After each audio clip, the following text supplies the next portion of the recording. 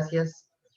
Santísimo Señor Padre Santo, te damos gracias porque nos das tiempo, Señor, nos das oportunidad no solamente de participar en comunión, sino participar de tu palabra, Padre Santo. Y también tienes tiempo para aquellos que no te conocen todavía, en tu paciencia, y a cada uno de nosotros que te conocemos para poder madurar, crecer, Padre Santo, en relación a ti. Te damos gracias ahora por la persona que tú has puesto para que dirija tu mensaje, Padre Santo. Te pedimos que tú le guíes en todo y a nosotros también, sobre todo, para poder entender por medio de tu Espíritu Santo tu preciosa palabra. En el nombre precioso del Señor Jesucristo, nuestro Salvador. Amén. Muchas gracias. Gracias al Señor una vez más. Adelante, preciado hermano y amigo, nuestro hermano Rodolfo. Adelante. Buenas tardes, hermano. Buenas noches. Entiendo yo allá también, ya de noche, seguramente. Gracias por la oportunidad de estar con ustedes en esta hora. Yo quisiera dar los saludos de la familia y también de algunos hermanos que saben que estamos conectándonos en esta, no sé si llamarle comunión virtual, pero comunión al cabo a través de la distancia con los amados hermanos de Perú. Siempre oramos por ustedes. Sabemos que también ustedes por nosotros. Todavía estamos en tiempos peligrosos, hay que cuidarnos. El Señor sabe, Él es soberano en nuestra vida y estamos seguros de sus cuidados y de sus buenos propósitos sobre lo que Él determine, ¿no es cierto? Sobre cada uno de sus hijos. Yo no sé si hay un hermano que pueda, discúlpeme esta libertad que me tomo, que pudiese ayudarme para leer en esta oportunidad una porción más o menos extensa para entrar en el contexto de lo que ya se anunció, el desafío del profeta Elías en el Monte Carmelo. Habría que leerlo de Primera de Reyes, capítulo 18, verso 20, hasta el final. Quiera Dios concedernos el tiempo para poder avanzar en esta importante historia, este incidente tan impresionante de la palabra. Capítulo 18, verso 20, hasta el final, hasta el verso 40. Primera de Reyes.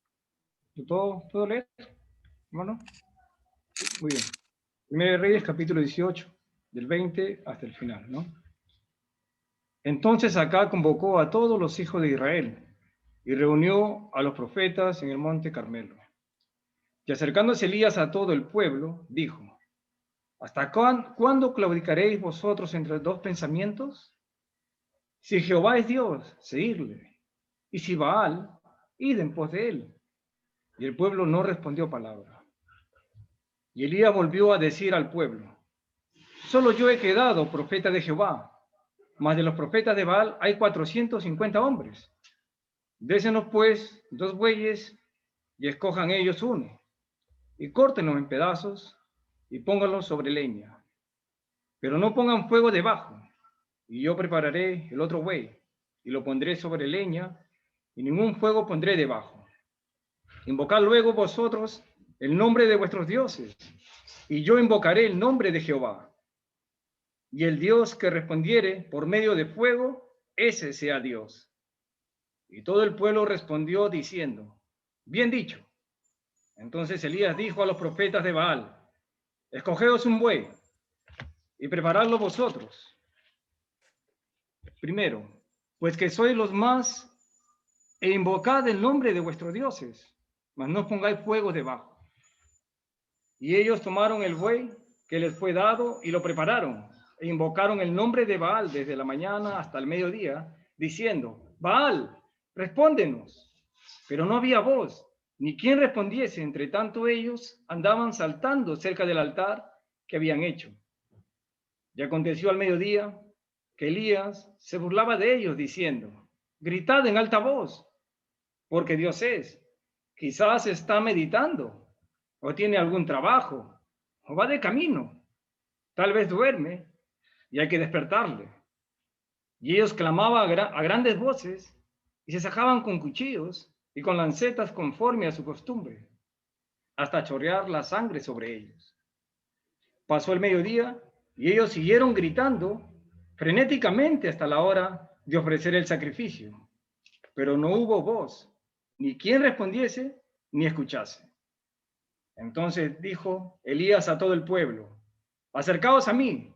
Y todo el pueblo se le acercó, y él arregló el altar de Jehová que estaba arruinado.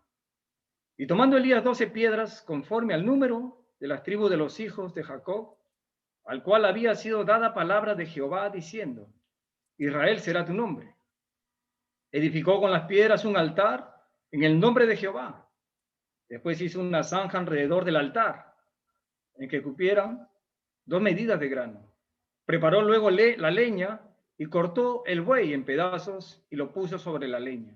Y dijo: llenad 4 cántaros de agua y derramadla sobre el holocausto y sobre la leña. Y dijo: hacedlo otra vez. Y otra vez lo hicieron. Dijo aún: hacedlo la tercera vez. Y lo hicieron la tercera vez. De manera que el agua corría alrededor del altar, y también se había llenado de agua la zanja. Cuando llegó la hora de ofrecerse el holocausto, se acercó el profeta Elías y dijo: Jehová, Dios de Abraham, de Isaac y de Israel, sea hoy manifiesto que tú eres Dios en Israel, y que yo soy tu siervo, y que por mandato tuyo he hecho todas estas cosas. Respóndeme, Jehová, respóndeme, para que conozca este pueblo que tú, oh Jehová, eres el Dios, y que tú vuelves a ti el corazón de ellos. Entonces cayó fuego de Jehová, y consumió el holocausto, la leña, las piedras y el polvo, y aún lamió el agua que estaba en la zanja.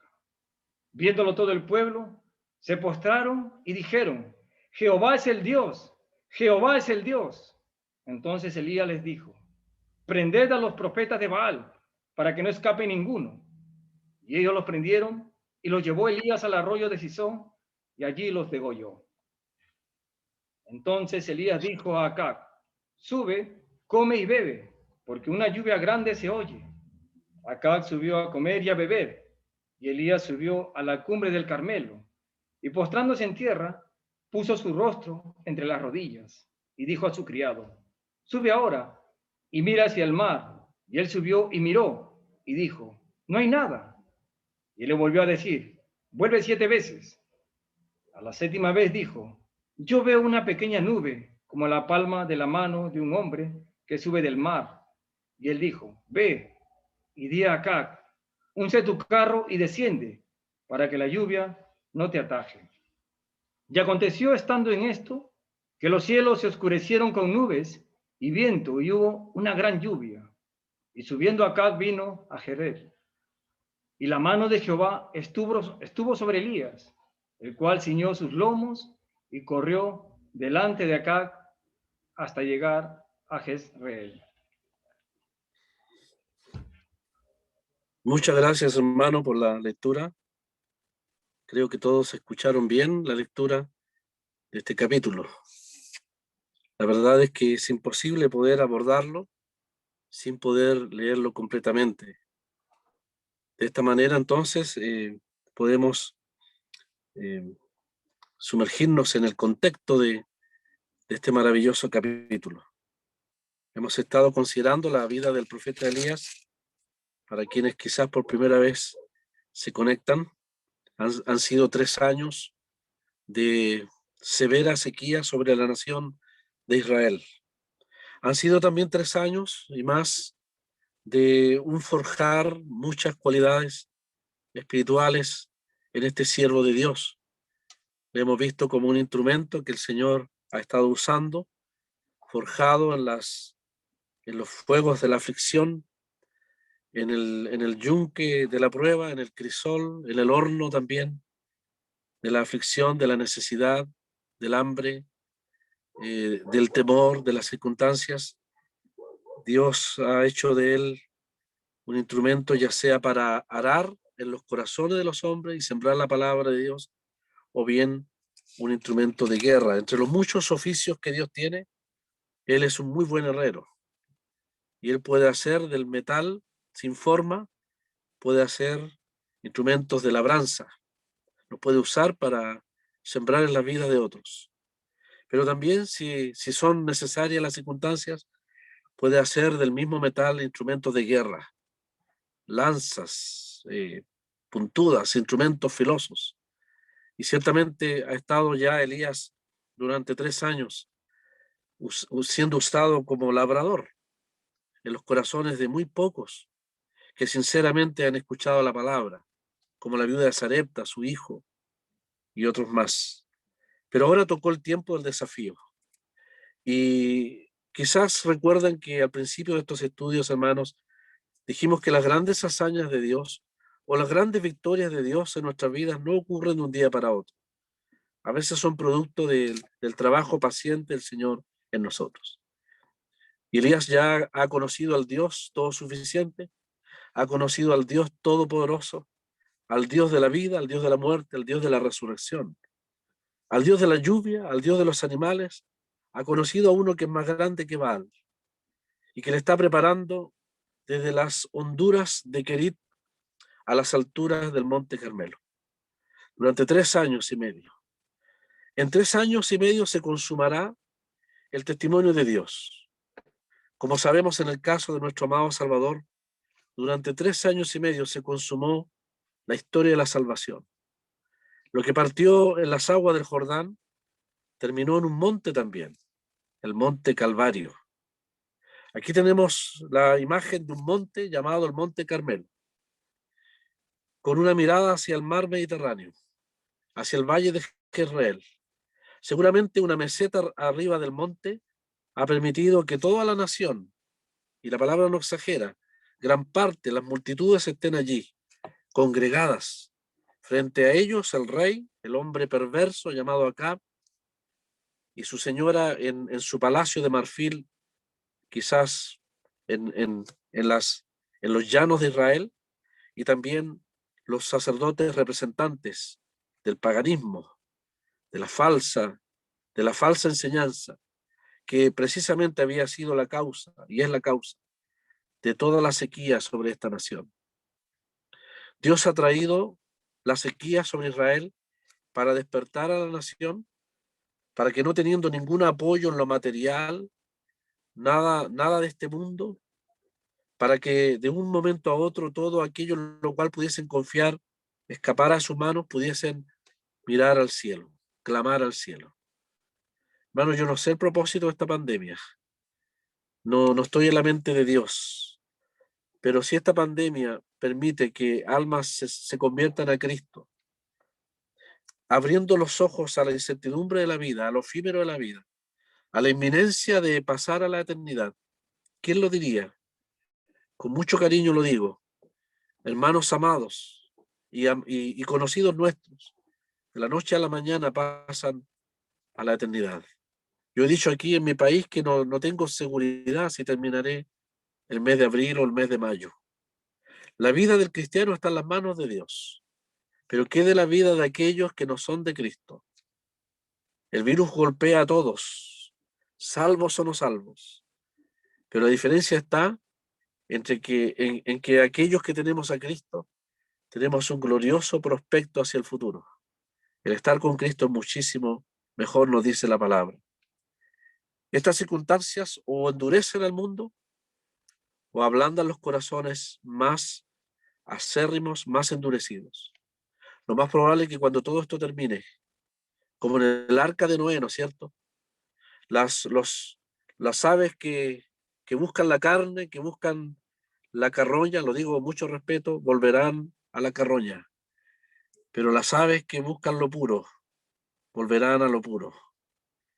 El mundo quiere volver a sus cosas, sin lugar a dudas. Y esto pasará, y el corazón se endurecerá. Y seguramente la palabra que muchos escucharon no hará el efecto que es necesario. Gracias a Dios, si hay alguien en esta tarde, no los puedo ver a todos, si está sin Cristo, sin salvación, usted tiene la oportunidad en esta sala virtual de escuchar quizás por última vez el mensaje del Evangelio o la palabra de Dios.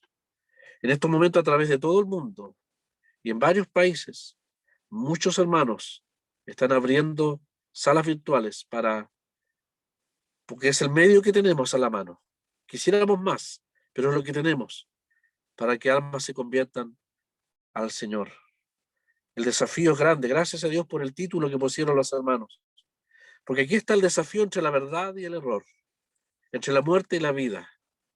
Aquí hay un monte donde va a haber un sacrificio que va a certificar contundentemente la verdad del único Dios verdadero.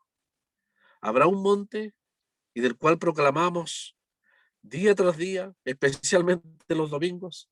Hay un monte que es el Monte Calvario, donde también se consume un sacrificio y donde Dios, de una manera maravillosa, demostró su amor para con todos nosotros.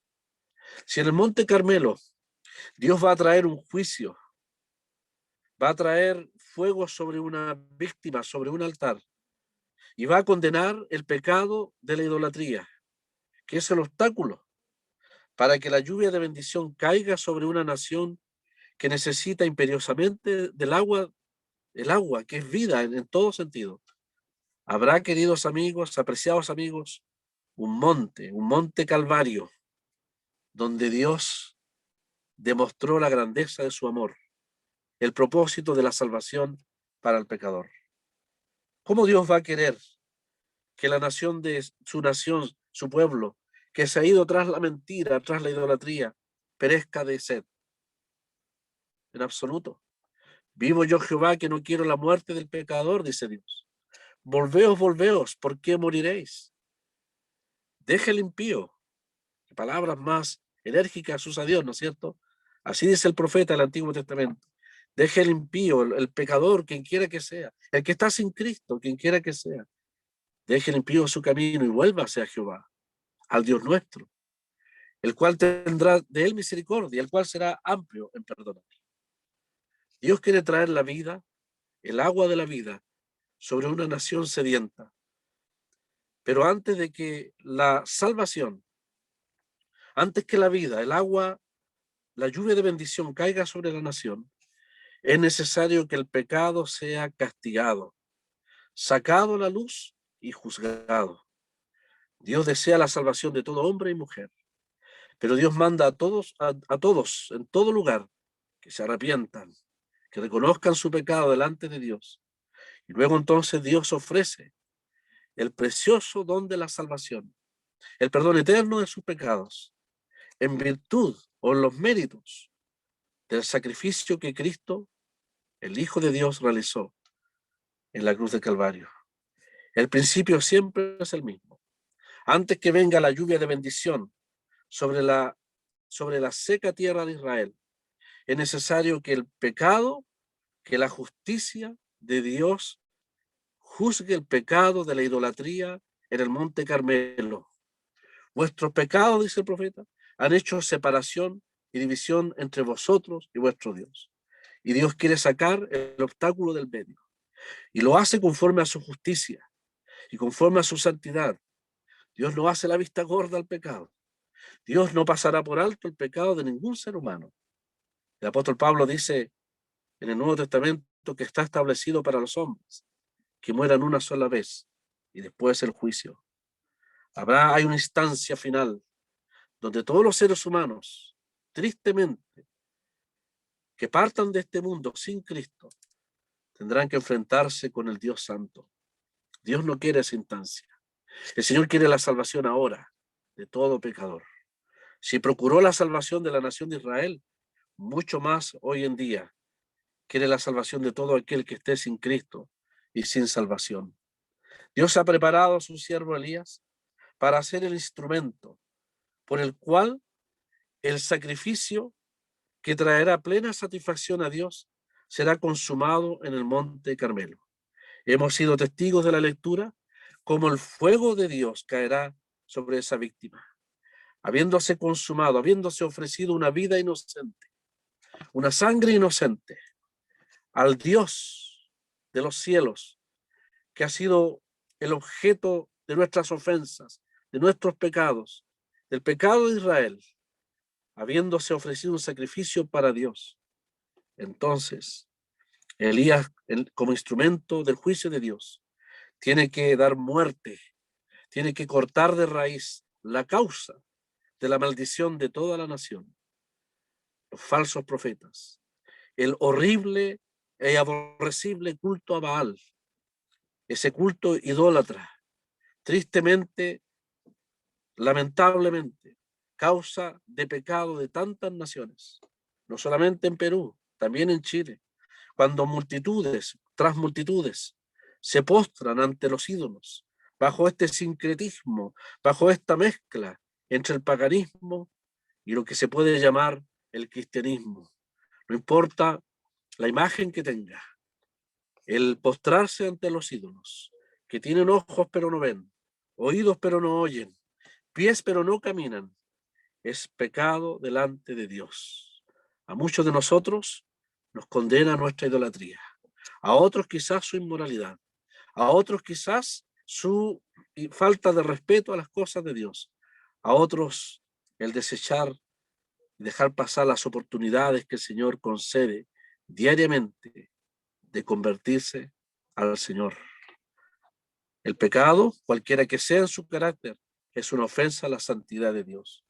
Estimados amigos, amigas, la palabra de Dios dice que por cuanto todos pecaron, están destituidos de la gloria de Dios. Este pueblo, de no mediar la gracia de Dios, su amor infinito, de traer juicio sobre esta nación, sobre el pecado de esta nación, este pueblo merece realmente el castigo de Dios. Pero hemos dicho que Dios no quiere la muerte del pecador. Él envió a su Hijo amado. De tal manera nos amó, dice la Escritura, que Él entregó a su Hijo amado, el Hijo de Dios, a morir en una cruz, en un monte, no el monte Carmelo, sino el monte Calvario. Nos dice aquí la palabra de Dios que frente a lo absurdo, a lo triste, realmente a la impotencia de estos sacerdotes de la religión pagana, del paganismo, Elías entonces edifica el verdadero altar. Mire el contraste entre todo el ritualismo del error. El error, lo que nos aparta de Cristo siempre será ajeno a la palabra de Dios. Ellos invocaban a su falso Dios, a sus dioses. Se sajaban su cuerpo, derramaban su propia sangre. Hay personas que son capaces de destruir sus propias rodillas, tratando de pagar promesas y mandas a sus dioses. Y con todo respeto lo decimos, pero con franqueza, a sus ídolos. Muchas veces con sinceridad, muchas veces en ignorancia. Como era el entorno de muchos de mi familia, cuánta ignorancia había respecto a aquello. Estábamos dispuestos a sacrificar y derramar sangre si era necesario, por complacer a nuestros dioses, nuestros ídolos, hasta que un día llegó la bendita verdad del Evangelio, que nos habló en términos tan sencillos. Seguramente los sacerdotes paganos de Baal tenían sus vestidos, sus inciensos, su ritualismo, sus oraciones, sus rezos, sus repeticiones, y invocaban, Baal, Baal, respóndenos. Esto no se aleja de muchas prácticas con apariencia de cristianismo, de las cuales somos testigos diariamente y en tantos lugares, pero no hay respuesta. No hay respuesta de Dios al error, a lo que aleja las almas de la verdad. La única respuesta de Dios está en el Evangelio, en la sencilla verdad del Evangelio, representada por este altar que Elías construye. No tenemos tiempo para ir con detalle, pero apelando a la memoria de todos ustedes en la lectura, podemos ser testigos de cómo Elías, en vista del fracaso del paganismo o del cristianismo, pero lejos de la palabra, o de lo que tiene fachada de cristiandad, pero lejos de la palabra, frente al fracaso, la incapacidad de salvar, Elías levanta el altar de Jehová. Tan sencillo como 12 piedras. Ahí no hay ritual, ahí no hay un complicado sistema ritualista y religioso. Elías levanta, conforme a la palabra de Dios, 12 piedras de un altar. La Biblia prohibía que se hicieran piedras de cantería con escofinas y cinceles y martillos, porque las obras humanas, Dios había dicho, altar de piedra levantarás o de tierra, no pondrás martillo ni cincel, etc. Queriendo Dios decir, porque yo no permito las obras humanas. ¿Qué obra puede hacer el pecador para limpiar sus pecados? ¿Cómo puede el pecador acercarse a Dios con sus esfuerzos, con su capacidad? Usted recuerda lo que pasó al principio de la historia bíblica, cuando un hombre llamado Abel se acercó delante de Dios trayendo una ofrenda, un cordero, una víctima inocente, cuya sangre fue derramada y fue quemada sobre piedras en un altar. Así de sencillo. Era la manera en que los hombres en el principio entendían, conforme a lo que Dios reveló en su palabra, que debían acercarse, reconociendo su condición de pecadores y ofreciendo una víctima que delante de Dios pagaría con su propia vida y con su propia sangre delante de Dios el pecado de aquel que pretendía acercarse a Dios. Pero los hombres hoy en día quieren ofrecer obras a Dios. Quieren acercarse al altar de la religión, cualquiera que sea, con sus obras. La palabra de Dios dice que no somos salvos por las obras, no por obras, dice la Biblia, para que nadie se jacte o se gloríe. No por obras, sino por medio de la fe. La fe, la sencilla fe en la víctima santa, en el único sacrificio que fue ofrecido en un monte, el monte Calvario, en la cruz del Calvario. La vida, la sangre de Jesucristo mismo. Es el único medio por el cual el pecador, quien quiera que sea, puede obtener la paz y la salvación eterna de su alma. Dice la palabra aquí que Elías construyó el altar, un altar nuevo. Estimados amigos, un altar que tuvo un solo uso, que fue usado una sola vez para siempre. Porque inmediatamente Elías construye el altar, pone el buey encima, es empapado de agua, nos dice la palabra. Se abre una zanja en la base del altar, donde se llena con 12 cántaros de agua. Y el agua chorrea sobre el cuerpo del buey, del sacrificio. Y el agua moja las piedras del altar y llena la zanja completa del altar. De tal manera que cuando Elías invoca el nombre de Dios, del único Dios verdadero, porque hay un solo Dios y un solo mediador entre Dios y los hombres, Jesucristo hombre. Hay un solo Dios para Elías y una víctima que recibirá el fuego de Dios por el pecado de la nación. Hay un solo Dios al cual nosotros hemos ofendido y hay un solo sacrificio, un solo mediador, un solo Salvador, dice el apóstol Pedro en su predicación. Jesucristo, lo dice el apóstol Pablo también. Un solo mediador entre Dios y los hombres. Él toma la mano del Dios ofendido por nuestros pecados y puede tomar la mano, por decirlo así, del pecador y unirlos en el lugar de encuentro. El único lugar de encuentro para el pecador es la cruz del Calvario, donde el Señor ofrece su vida por nuestros pecados. Paga a Dios el precio de nuestras ofensas. Responde ante Dios por nuestros pecados y transgresiones. Y concede al pecador, cuando éste se arrepiente, el perdón completo de sus pecados. El lugar de encuentro entre Dios y el hombre era un altar en el Antiguo Testamento. El lugar de encuentro entre el Dios verdadero y un pueblo pecador como el pueblo de Israel es el altar y la víctima en el monte Carmelo. El lugar de encuentro en el día de hoy, y esta es una bendita noticia, de todo hombre y mujer a través de la tierra, hay un punto de encuentro entre el pecador y el Dios santo, entre nosotros, los que hemos pisoteado la ley de Dios y un Dios que jamás pasará por alto nuestro pecado. Hay un solo lugar de encuentro. Ya no es un altar de piedra. No es el altar de la iglesia, lo digo con respeto a quienes practican esa religión. No es un altar del protestantismo. Es un altar que tuvo un solo uso, una vez para siempre. Es una cruz, donde nuestro bendito Salvador pendió, clavado de manos y de pies, y donde derramó su sangre a la vista de todo el mundo de aquel entonces, y donde ofreció su vida a Dios por nuestra salvación. El altar de Elías fue hecho, el fuego de Dios descendió del cielo y lo consumió completamente. Nunca más ese altar fue visto en Israel. Cumplió su propósito.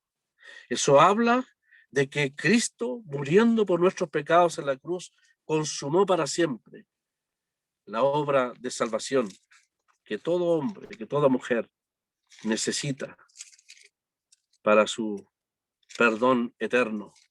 Eso lo confirma la palabra del Señor. Entiendo yo que ahí en la carta a los hebreos, no es necesario que lo busquen, el escritor dice las siguientes palabras: pero Cristo, habiendo ofrecido una sola vez para siempre un solo sacrificio por los pecados. Escúchelo bien, mire lo que dice. Cristo, habiendo ofrecido una sola vez para siempre un solo sacrificio por los pecados, se ha sentado a la diestra de Dios. Con una sola ofrenda, la ofrenda de su cuerpo y de su sangre, hizo perfectos, o podríamos traducirlos salvados, para siempre a los santificados. El altar de Elías fue un altar nuevo. No fue el altar viejo de la religión judía, ni el altar del paganismo. Es el altar que representa la sencilla verdad del Evangelio. Elías manda y dice, mojad el altar 3 veces. Una vez, dice, la segunda vez y la tercera vez. De tal manera que si usted sabe contar bien, estimado amigo, se dará cuenta que 3 por 4 es 12, ¿no es cierto? Es decir, 12 cántaros. 12 cántaros de agua mojaron el altar completamente. ¿Es que acaso no había sequía en la nación? ¿Es que acaso la nación no estaba muriendo de sed? Como hoy en día hay personas que mueren de sed sin saberlo y que buscan llenar el vacío de sus almas, de sus vidas, en las vanidades y en el error religioso de este mundo. Pues la fuente del agua estaba en el altar. Dios está anticipando que la vida, que la lluvia que vendrá físicamente sobre una tierra estéril, seca, vendrá producto de un sacrificio que traerá el agua de la vida. Como un día el Señor le dijo a una mujer samaritana, si tú me conocieras a mí, ¿y quién es el que te dice dame de beber? Porque el Señor le pidió dame de beber. El Señor le dice, tú me pedirías agua y yo te daría agua viva, dice. Yo te daría el don de Dios, que es el agua de la vida. Cuando la Biblia habla del agua de la vida, no hay duda que habla del perdón, habla de la salvación, habla de todo lo que el pecador puede encontrar en Cristo. Cristo viene a ofrecérselo a una mujer pecadora, como la mujer samaritana. Cristo es la fuente del agua de la vida. Pero esa agua se bebe cuando se pone la fe en Cristo crucificado, en Cristo sepultado y en Cristo resucitado. 3 veces se mojó el altar con el agua. ¿Es el agua de la vida para el pecador? ¿Es el agua de la palabra de Dios para nosotros, no es cierto? Pablo, hablando a unos hombres de un puerto como el puerto donde yo vivo, puerto de Valparaíso, lleno de historias sórdidas, de vidas de siglos. Los puertos son símbolo de inmoralidad, de tanta vida de personas que se entregan a los vicios, a los males de una vida sin propósito. Un día Pablo llegó al puerto de Corinto, habiendo sido rechazado por los sabios del Areópago de Atenas. La flor y nata de la sociedad griega rechazó la sencillez del evangelio. Pero Pablo llegó al puerto de Corinto, donde habían vidas perdidas, realmente pecadores, como todos lo somos, y predicó el evangelio. Estimados amigos, muchos se convirtieron a Cristo. Se formó una iglesia local como la de La Mar y otros lugares más. Y Pablo, recordando la obra poderosa de Dios, les dice: os declaro, hermanos, el evangelio que os he predicado, el cual recibiste, dice, porque primeramente os he enseñado lo que asimismo recibí. Cristo murió por nuestros pecados. Ahí está la primera vez que se echa agua sobre el altar. En segundo lugar, Cristo fue sepultado. Y podríamos agregar conforme a las Escrituras, ¿no es cierto? Y en tercer lugar, Pablo dice, y resucitó al tercer día, conforme a las Escrituras. El altar de Elías fue hecho conforme a las Escrituras. El altar de Elías tenía el agua de la vida que el pueblo de Israel, sediento, a no ser que Dios trajera el agua de bendición, moriría de sed. Estimados amigos, la cruz de Cristo en el monte Calvario es la fuente de perdón, es la fuente de salvación.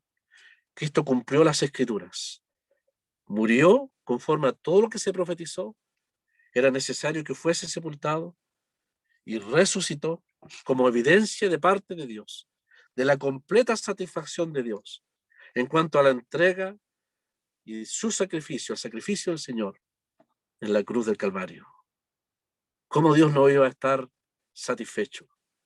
Si cuando nomás Elías hace todo en la sencillez de la palabra de Dios, pone la víctima, derrama la sangre del buey, lo parte en pedazos, como reconociendo la virtud de cada parte de ese buey, como cuando vemos la cabeza de Cristo coronada de espinas, sus manos clavadas, sus pies traspasados, su costado, el lugar de los más hermosos sentimientos que ningún ser humano, ningún hombre jamás expresó en la tierra, hacia Dios y hacia los hombres, expuesto a la vergüenza pública. No descendió fuego del cielo en el Calvario. Algo peor. Fue la ira de Dios la que cayó en el monte Calvario. Cuando Elías levanta el altar de la verdad, lo hace al mediodía. Fue a las 12 del día, cuando la Biblia nos dice que Jesús, habiéndose oscurecido toda la escena, el sol en su cenit se oscurece, nos dicen los evangelios. Jesús clama, dice desde la hora sexta hasta la hora novena. Para nosotros, mediodía, 3 de la tarde, 3 largas horas. Largas horas. Tan largas como la eternidad de juicio y castigo que nosotros merecíamos. Terminadas esas 3 largas horas, Jesús clama y dice, Dios mío, ¿por qué me has desamparado? No cayó fuego del cielo. Los que llevaron al Señor a la cruz, el pueblo allí, no vieron fuego del cielo, vieron el sol oscurecerse, vieron el luto de la creación ante la muerte y la entrega de la vida del que creó todas las cosas, del autor de la vida, dice la palabra de Dios.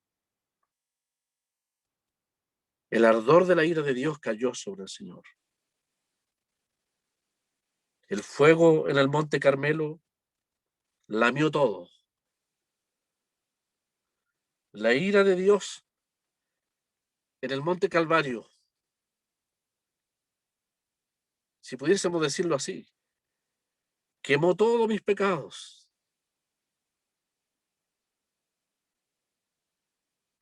Los deshizo delante de la vista de Dios, a un alto precio, a un alto costo. El sufrimiento del Señor, su agonía, sus dolores, su desamparo.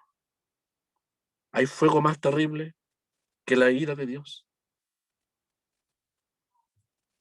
Usted, estimado amigo, amiga, jamás podrá dimensionar, ninguno de nosotros, lo que significaría estar sometidos a la ira de Dios por nuestros pecados. Como no podemos dimensionarlo, y quiera Dios que jamás sea nuestra experiencia, de hecho no la va a hacer en aquellos que confían en Cristo. Pero usted no sabe a qué se arriesga ante una eternidad sin Dios, sin Cristo, para siempre. La ira de Dios que cayó sobre el Calvario, sobre la persona del Señor, es la más grande evidencia del odio de Dios contra el pecado. Pero también la entrega del Señor y de su sangre derramada en la cruz es la más grande evidencia del amor de Cristo, que estuvo dispuesto a sufrir tan grande castigo por amor a ti y por amor a mí. Ese fuego que cayó en el Carmelo no existe en la naturaleza. No hay fuego tal en la naturaleza que pueda lamer, pueda evaporar no solo el cuerpo de la víctima, las piedras mojadas, la leña mojada, y secar el agua completamente de la base del altar. Si un rayo hubiese caído del cielo, hubiese quedado humeando el cuerpo de la víctima y las piedras del altar. Si sacáramos un pedazo del sol y lo trajésemos ahí, quizás el único lugar donde los metales están de manera como humo, ¿no es cierto?, evaporados, es en el sol. Es tan grande la temperatura del sol que los metales de la tierra estarían evaporados. Pues, estimados amigos, lo que cayó en el Carmelo fue tan grande que ni siquiera en el sol hay la energía, entiendo yo así, para haber esfumado completamente toda evidencia del altar.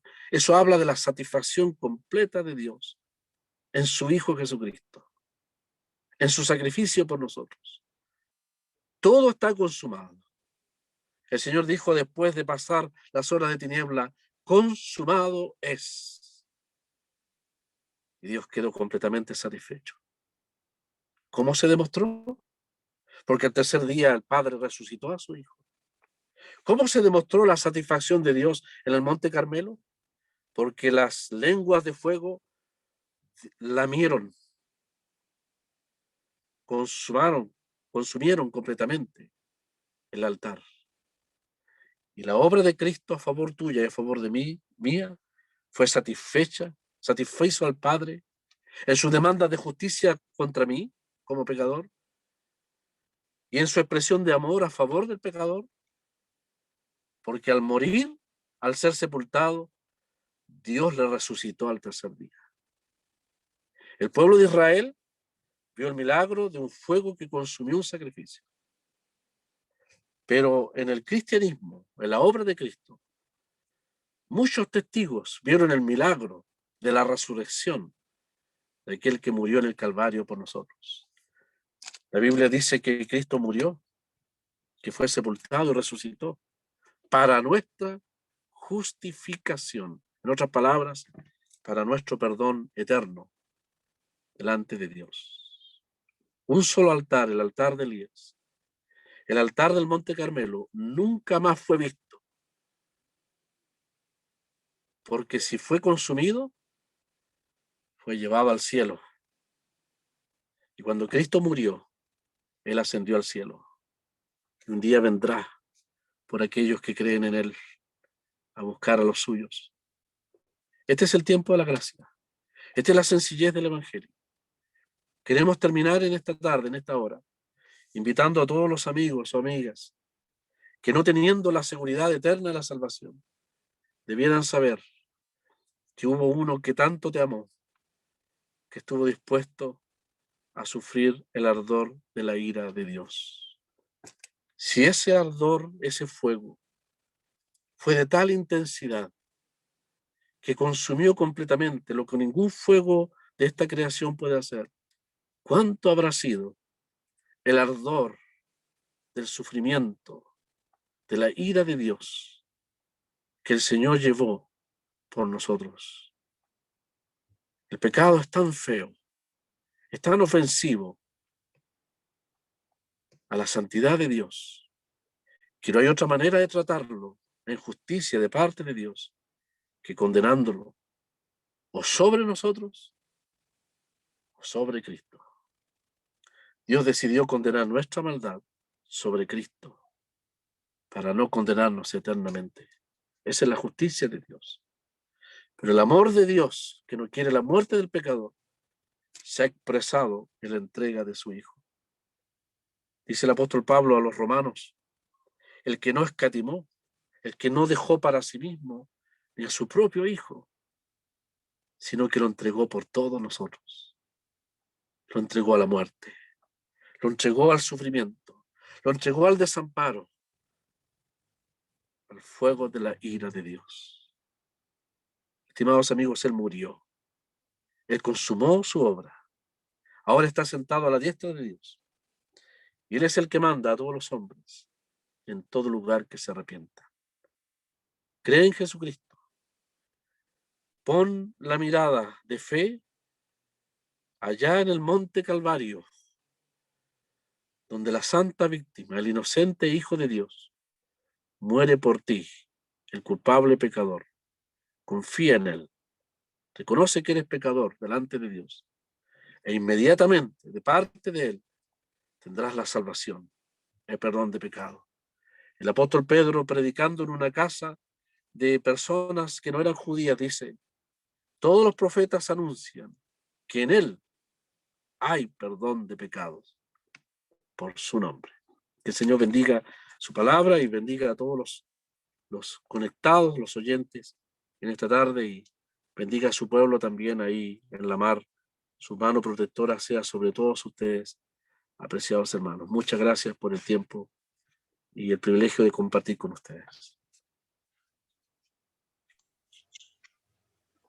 Muchas gracias, querido hermano Rodolfo. Gracias al Señor por estas palabras que siempre oportunas. Cuanto más en este tiempo, queridos amigos, si alguno aquí todavía no tiene esta certeza de salvación que el Señor está ofreciendo, hemos escuchado la sencillez del Evangelio, que como nuestro Señor Jesucristo ha tomado el lugar que a nosotros nos correspondía, para morir en esa cruz, pagando el precio, que es el precio del pecado que nosotros teníamos que pagar. Oremos, queridos amigos y hermanos. Bendito seas tú, Señor, Padre Santo, que nos has dado todavía un día de oportunidad, un día de gracia. Te pedimos, Señor, que no caiga en vano la palabra entre los oyentes. Y si alguno aquí todavía no tiene esta certeza, tu Espíritu Santo obra en su corazón para que abra su corazón y confíe plenamente por creer en el Señor Jesucristo como Salvador, pueda ser una vez, como lo dice tu palabra, hecho Hijo de Dios, tener el derecho y la potestad de parte tuya de ser su hijo y a nacer de nuevo de esa manera para entrar a tu presencia ya sin pecados, puesto que han sido pagados en la cruz del Calvario. Bendice a cada uno de los presentes, las familias, los hogares aquí representados, y despídenos con tu bien, sabiendo, Señor, que en tu bondad esperamos a tu Hijo, el Señor Jesucristo, por nosotros. Si hubiera otra oportunidad de reunirnos así, tú, Señor, lo permitas. Si no, estaremos juntos con Él para toda la eternidad. En nombre precioso del Señor Jesucristo, Dios Todopoderoso, nuestro Salvador. Amén.